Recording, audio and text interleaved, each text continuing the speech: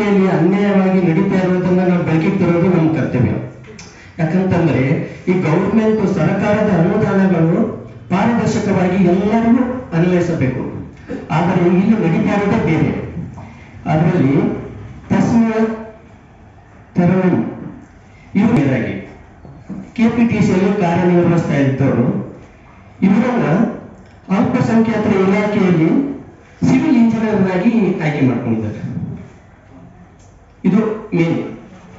ಆ ಹುದ್ದೆಯನ್ನ ಬೇರೆಯವರಿಗೆ ಆಗ್ಬೇಕು ಅಂತ ಆಲ್ರೆಡಿ ನಮಗೆ ಪ್ರೆಸ್ ಮೀಟ್ ಅಲ್ಲಿ ಕೊಟ್ಟಿದ್ದೀವಿ, ಅದರಲ್ಲೆಲ್ಲ ಸವಿಸ್ತಾರವಾಗಿ ಬರೆದಿದ್ದೀವಿ. ಆದರೆ ಇದರಲ್ಲಿ ಏನಂತಂದ್ರೆ 1,000 ಕೋಟಿ ಅನುದಾನ ಕಾಮಗಾರಿಯು ಒಬ್ಬ ಇಲೆಕ್ಟ್ರಿಕಲ್ ಇಂಜಿನಿಯರ್ ಇದ್ದು ಸಿವಿಲ್ ಇಂಜಿನಿಯರ್ ಕಾಮಗಾರಿಯ ಉಸ್ತುವಾರಿಯನ್ನು ವಹಿಸುವುದು ಎಷ್ಟು ಸತ್ಯ. ಮತ್ತೊಂದು ಇದರಲ್ಲಿ ಕೆಲವೊಂದಿಷ್ಟು ಹಗರಣಗಳು ಇದರಲ್ಲಿ ಇದಾವೆ. ಯಾಕಂತಂದ್ರೆ ಕೇಳ್ತಾ ಇದ್ದೀವಿ ಈಗ.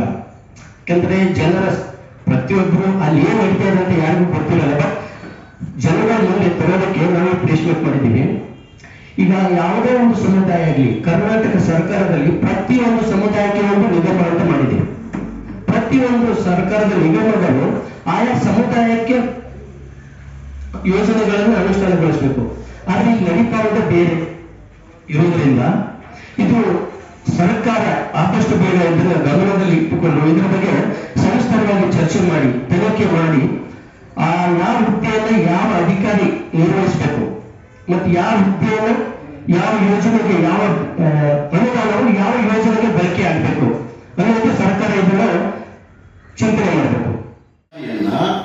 ಇಂಜಿನಿಯರಿಂಗ್ ಅಧಿಕಾರದ ವ್ಯವಸ್ಥೆಯಲ್ಲಿ ತಂದು ನಿಲ್ಲಿಸಿರ್ತಕ್ಕಂಥದ್ದು ಒಂದು ಆಗಂತುಕವಾಗಿರ್ತಕ್ಕಂತಹ ಒಂದು ವಿಷಯ.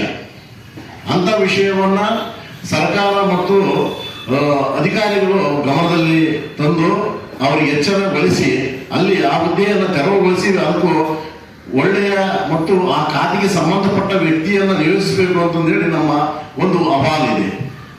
ಅದೇ ರೀತಿಯಲ್ಲಿ ಮೆಹಮೂದ್ ಎಂಬತಕ್ಕಂಥವರು ಸಹಿತ ಇದರಲ್ಲಿ ಅವರು ಹುದ್ದೆಯೇ ಬೇರೆ, ಅವರು ಕಾರ್ಯನಿರ್ವಹಿಸ್ತಕ್ಕಂಥ ಹುದ್ದೆಯೇ ಬೇರೆ.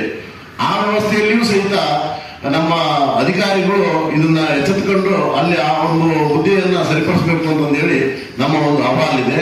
ಈ ಅಹವಾಲನ್ನ ತಾವೆಲ್ಲರೂ ಗಮನದಲ್ಲಿಟ್ಟುಕೊಂಡು ಸರ್ಕಾರದ ವ್ಯವಸ್ಥೆಯಲ್ಲಿ ಮತ್ತು ಅಧಿಕಾರಿಗಳ ವ್ಯವಸ್ಥೆಯಲ್ಲಿ ಈ ಒಂದು ವ್ಯವಸ್ಥೆಯನ್ನು ಬದಲಾಯಿಸಬೇಕು ಅಂತಂದೇಳಿ ನಮ್ಮ ಅಹವಾಲು ಮತ್ತು ಸಂಗಮಾನಂದಿಕ ಸ್ವಾಮಿಗಳ ಒಂದು ಕೋರಿಕೆ. ವ್ಯವಸ್ಥೆಯಲ್ಲಿ ನಡೀತಕ್ಕಂಥ ಯಾವುದೇ ಒಂದು ವ್ಯವಸ್ಥೆ ಇರ್ಬೋದು, ಸಾಮಾಜಿಕ ಕಾರ್ಯಕ್ಷೇತ್ರದಲ್ಲಿ ಇರ್ತಕ್ಕಂಥ ಎಲ್ಲಾ ವ್ಯಕ್ತಿಗಳಿಗೂ ಇದು ಸಂಬಂಧಪಟ್ಟಿರ್ತಕ್ಕಂಥದ್ದು. ಈಗ ಪತ್ರಿಕೋದ್ಯಮದಲ್ಲಿ ಇರ್ತಕ್ಕಂಥ ಎಲ್ಲಾ ವ್ಯಕ್ತಿಗಳು ಎಲ್ಲ ಬೇರೆ ಬೇರೆ ವ್ಯವಸ್ಥೆಯಲ್ಲಿ ಬೇರೆ ಬೇರೆ ಹೆಸರಿನಲ್ಲಿ ಇರ್ತಕ್ಕಂಥ ಒಂದು ಪತ್ರಿಕೋದ್ಯಮಗಳಿದ್ದಾವೆ. ಆದರೆ ವಿಷಯ ಮತ್ತು ಸರ್ಕಾರದ ವ್ಯವಸ್ಥೆಯಲ್ಲಿರ್ಬೋದು, ಅಧಿಕಾರಿಗಳ ವ್ಯವಸ್ಥೆಯಲ್ಲಿರ್ಬೋದು ಅನ್ಯಾಯ ಆದಾಗ ಎಚ್ಚೆತ್ತುಕೊಳ್ತಕ್ಕಂಥದ್ದು ನಮ್ಮ ಒಂದು ಕಾರ್ಯ. 2 ಸಲ IAS ಆಫೀಸರಿಗೆ ಕಂಪ್ಲೇಂಟ್ ಕೊಟ್ಟಿದ್ದೀವಿ, ಗಮನಕ್ಕೆ ತಂದಿದ್ದೀವಿ. ಒಂದು 10 ಸಲ ತಿರುಗಿದ್ವಿ ವಿಧಾನಸೌಧಕ್ಕೆ. ಅದು ಯಾರು ಪ್ರತಿಫಲ ಸಿಗಲಿಲ್ಲ ಅಲ್ಲಿವರೆಗೂ. ಶ್ರೀನಿವಾಸನ್ IAS ಆಫೀಸರ್ ಇದ್ರು, ಅವ್ರಿಗೂ ಮಾತಾಡಿದ್ವಿ. ಅದು ಮುಂಚೆ ಮನೋಜ್ ಜೈನ್ ಇದ್ರು, ಅವರಿಗೂ ಮಾತಾಡಿದ್ವಿ. ಯಾರು ಇದ್ರ ಬಗ್ಗೆ ಗಮನ ಹರಿಸ್ತಾ ಇಲ್ಲ. ಆಮೇಲೆ ಸಂಬಂಧಪಟ್ಟ ಅಧಿಕಾರಿಗಳು ಇದ್ದಾರೆ ನಮ್ಮ ಅಲ್ಪ ಇಲಾಖೆ, ಅವ್ರಿಗೂ ಲೆಟರ್ ಕೊಟ್ಟಿದ್ದೀನಿ. ಹಲವಾರು ಬಾರಿ ಭೇಟಿಯಾಗಿದ್ದೀನಿ. ಇಲ್ಲಿವರೆಗೂ ಯಾರು ಅದ್ರ ಬಗ್ಗೆ ಕ್ರಮ ತಗೋಕ್ಕೆ ಯಾರು ತಯಾರಿಲ್ಲ. ಕೊನೆಯದಾಗಿ ಸ್ವಾಮೀಜಿಗಳಿಗೆ ಭಾಳ ವಿಚಾರ ನಾನು ಹೇಳಿದ್ರೆ, ಭಾಳ ಜನ ಇದ್ರ ಬಗ್ಗೆ ಉತ್ತರ ಕರ್ನಾಟಕ ಜನ ಭಾಳ ನಮಗೆ ಪರಿಚಯ ಇದ್ದಾರೆ. ಎಲ್ಲರೂ ಬಂದ್ಬಿಟ್ಟು ಭಾಳ ಒತ್ತಾಯ ಮಾಡಿದ್ರು, ನಾವು ಸ್ಪಂದಿಸ್ತಾ ಇಲ್ಲ, ಯಾವ್ದು ಕೆಲಸ ಕೊಡ್ತಾ ಇಲ್ಲ, ಕಮಿಷನ್ ಕೇಳ್ತಾರೆ, ಈ ರೀತಿ ಮಾಡ್ತಾ ಇಲ್ಲ ಬಂತು. ಅದಕ್ಕೆ ಎಲ್ಲರೂ ಸರಿ ಇವತ್ತು ಪ್ರೆಸ್ ಮೀಟ್ ಮಾಡಿದ್ದೀವಿ. ಇನ್ನು ಮುಂದೆ